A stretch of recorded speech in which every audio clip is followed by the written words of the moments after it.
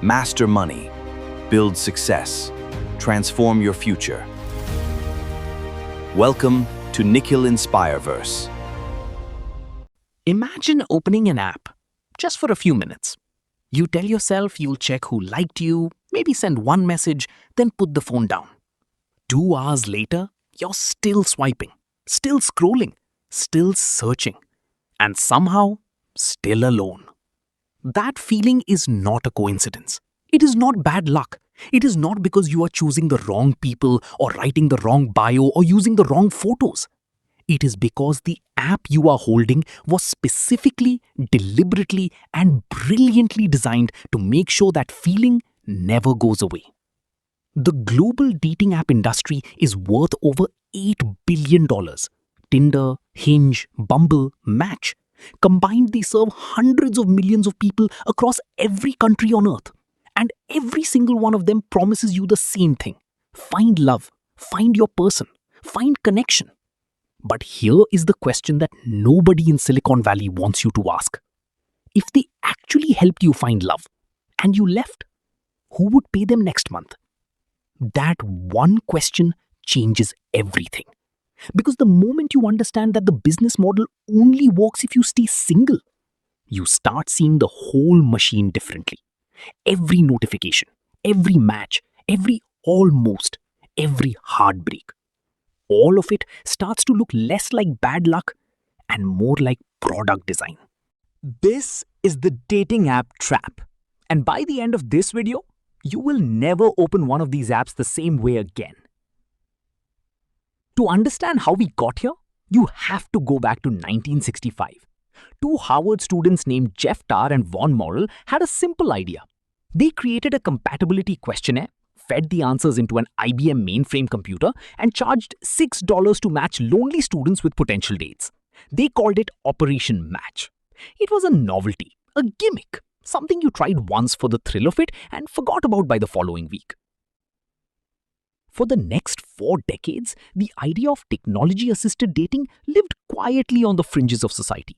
Newspaper personal ads, telephone chat lines, early internet forums where people typed out descriptions of themselves and hoped someone somewhere was reading.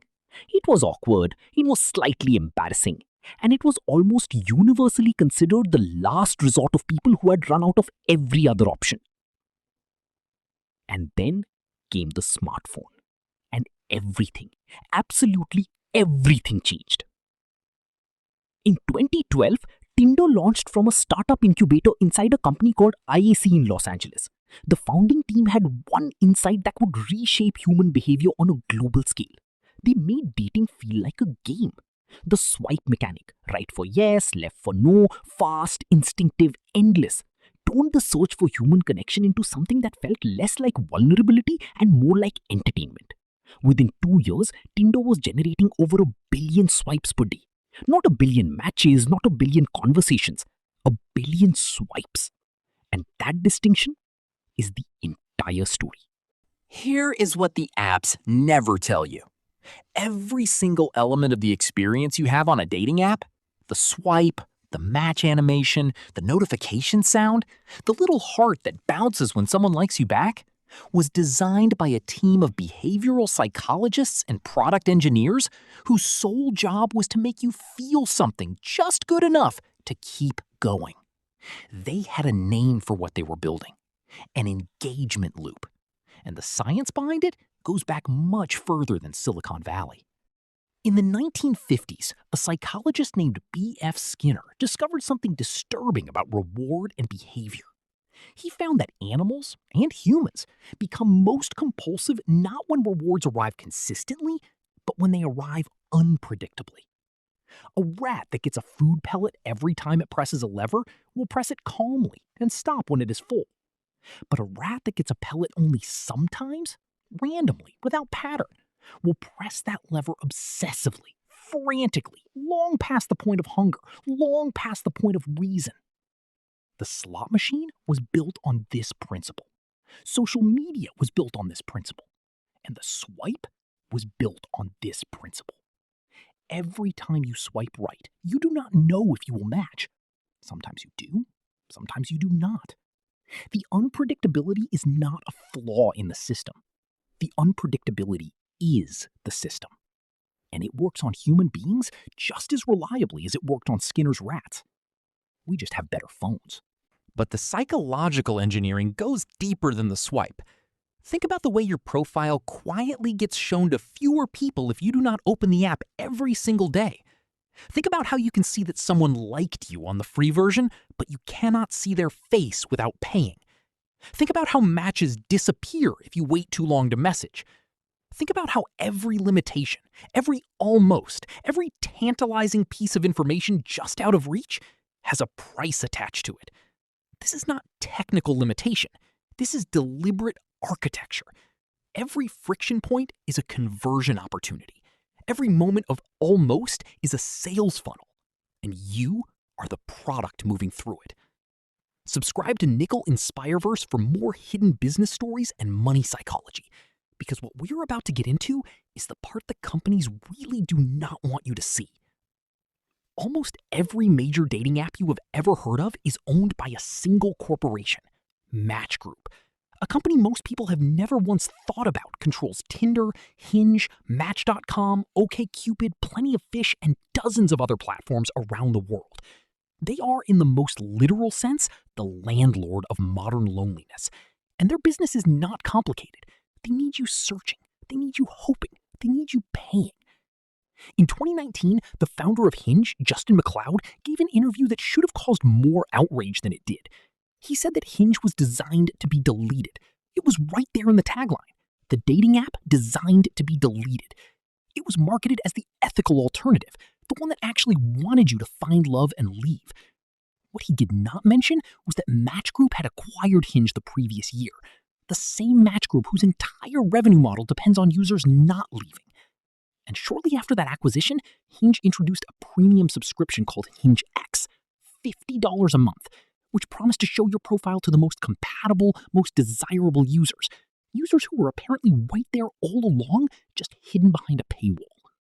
Designed to be deleted. $50 a month. You cannot write fiction this good. And here is the number that makes all of this impossible to ignore. Researchers estimate that fewer than 1 in 500 matches on major dating apps leads to a relationship of any meaningful duration. Not 1 in 10, not 1 in 50, 1 in 500. Which means the apps are extraordinary at creating the feeling of possibility and catastrophic at delivering the reality of connection. And that gap, that precise, almost surgical distance between hope and outcome, is not a failure of the product. It is the product. Think about what happens to Tinder's revenue if that number improves. If 1 in 50 matches actually led to a relationship, millions of users would find their person and delete the app within months. The subscriber base collapses. The revenue collapses. The stock price collapses. An app that genuinely worked would destroy itself financially. So the apps are optimized, quietly, invisibly, relentlessly, not for your success, but for your continued engagement, your continued hope, your continued subscription. The human cost of this does not appear in any quarterly earnings report, but it shows up everywhere else. Studies over the past decade consistently find that heavy dating app users report lower self-esteem, higher rates of anxiety and depression, and a deeper sense of loneliness than people who do not use the apps at all. The tools marketed as the solution to loneliness are for millions of people making loneliness measurably worse. Part of this is what happens when you turn human beings into products. When you reduce a person to a photograph in 2 sentences evaluated in less than 1 second, you are not dating. You are shopping. And shopping, psychologists have known this for decades, makes you harder to satisfy. The paradox of choice? The more options you have, the less happy you are with any of them. And that feeling of almost but not quite is exactly what keeps you paying. Now, here is what I want you to hold on to as we come to the end of this story. Dating apps did not create loneliness. Loneliness was already there, deep, structural, woven into the fabric of modern life long before the first swipe was ever made. The long working hours, the car-dependent suburbs where you never meet your neighbors, the slow disappearance of the third places, the pubs, the community centers, the church halls, where human beings used to find each other naturally, without an algorithm deciding who was worth your attention. The apps arrived at exactly the right moment to offer something that felt like an answer. And for some people, genuinely it was. Real relationships have been built on these platforms. Real marriages. Real lives. But the industry grew so large, so fast, so extraordinarily profitable that the original promise got quietly buried under a different imperative. Keep them engaged. Keep them paying. Keep them just hopeful enough to stay, but never quite successful enough to leave. And that is the trap. Not that the people who built these apps are villains. Not that technology itself is the enemy. But that the business model and the human need are in fundamental, irreconcilable conflict.